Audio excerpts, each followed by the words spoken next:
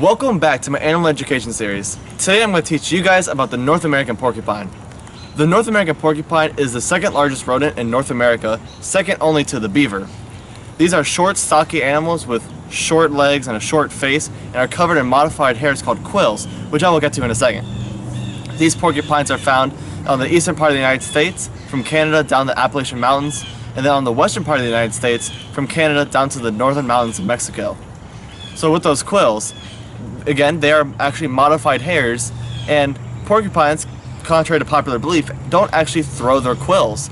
These quills are more of stuck into the predator that they find threatening.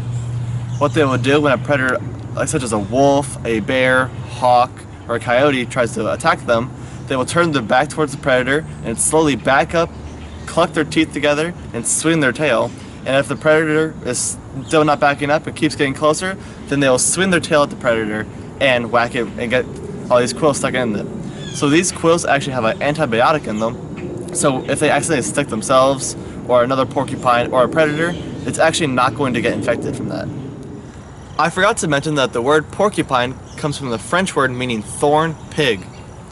These porcupines are slow-moving and nocturnal animals, so when you see them at a zoo, chances are they're up sleeping in a tree or in a hide box that the zoo has provided for them.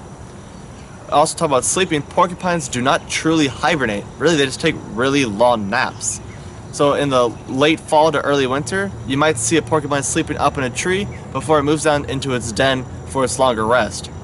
And sometimes they'll wake up during the middle of the winter and they'll just go out, eat some more tree bark, and then return back to the den. Now let's talk about what porcupines eat.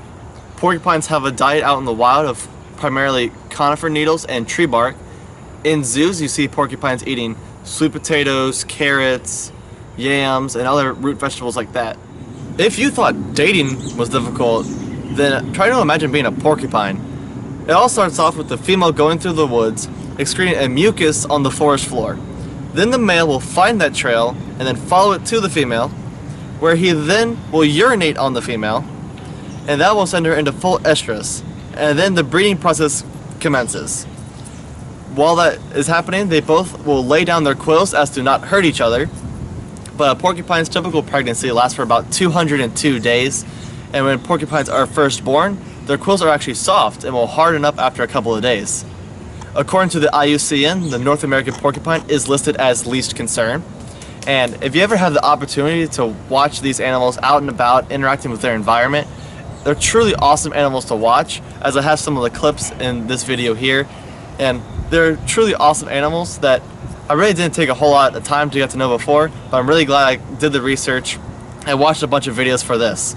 So thank you guys so much for watching this week's video. Don't forget to leave a big thumbs up down below, subscribe to my channel, and as always, I'll see you next week.